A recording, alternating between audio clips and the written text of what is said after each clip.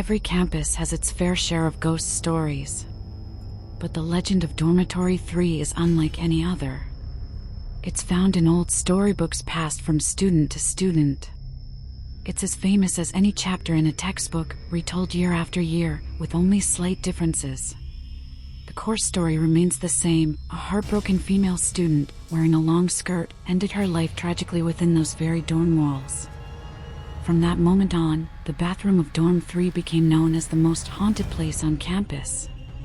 Some called it cursed. Some refused to go near it. Our dorm? It was located on the 3rd floor, right where the story began. I lived in the southern part of the country, where the air is always heavy, wet, and oppressive. Spring is supposed to be beautiful, filled with blooming flowers. But to me, it felt like never-ending humidity and a thick fog of unease. Even though this city wasn't large, it was filled with strange stories. I still remember my very first day. Students whispered rumors, stories that no one dared say too loudly. It started during our orientation. They called it new student education, but it felt more like a warning. Someone asked, "Why did you even come to this college?" And then he said it. That ghost, it's real. My roommate's friend's friend, his senior, saw it. He had long black hair that dragged along the floor. His eyes looked like 2 hollow snow pits.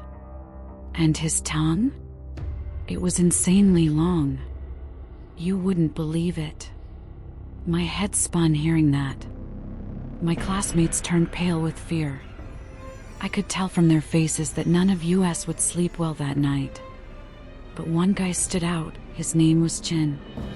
Unlike the rest of us, he wasn't scared at all. He seemed interested. But something didn't feel right. I always had this strange feeling, if something horrible ever happened, Chen would be the first one involved. He was the type to go exploring haunted places just to prove he wasn't afraid. And if he found anything, he tried to seal it in a box like some ghost hunting hero. He was a good friend, and the last person I wanted caught up in something dark. One night, when we were talking about the ghost, someone joked, "Hey Chen, you're so brave. You should go meet her." He laughed. "What? You're scared? I'll go. And if there's a ghost, I'll write my name on her forehead." We told him not to do it, but he was already planning to. "I'm going to meet that so-called ghost girl right now," he said. "Just wait and see." Later that night, Chen stood in the bathroom shouting, "Hey ghost with red eyes and long hair. Come out. Let me see you." He laughed like it was a game. "You're too scared to show yourself, huh? Coward." The next day, he seemed proud.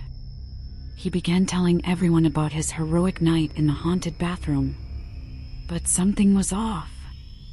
A chill hung in the air. Fate has a cruel sense of humor. Just when he thought he was showing off, something strange started happening. He rushed to me, wide-eyed. "You won't believe it, something happened." There was a mirror in the bathroom. A big one. I stood in front of it and shouted at the ghost for over 10 minutes. Everyone stared at him. "What mirror?" someone asked. "There's never been a mirror there." Chen looked confused. "No, I swear, I saw it. It was huge, mounted on the wall." We all marched back to the bathroom together. But there was no mirror. Not even a spot where one could have been. Chen panicked. "This is impossible. It was right here yesterday. It was real." I looked right into it. That was the moment I realized the most terrifying thing isn't what's dangerous, it's what doesn't make sense. Chen's world started collapsing. Later, we brought him to a doctor. "What happened to my friend?" I asked. The doctor shook his head. "We don't know. He's now terrified of anything reflective, water, glass, even people's eyes. They injected him with sedatives to calm him. but Chen kept saying someone was trying to pull him through the mirror. Then the worst happened. The next morning, we got the news. Chen had disappeared. But not just disappeared, he had vanished in extreme terror. He didn't leave. He was taken by fear. The police searched the bathroom. There were no mirrors, but they did find shards of glass. Where did these come from? Someone asked. When Chen passed out, his eyes were locked on those shards, like he was still seeing something inside them. We'll never know what he saw. But last night, I went into that same bathroom, and on the wall, I saw something. It was a reflection, smiling back at me.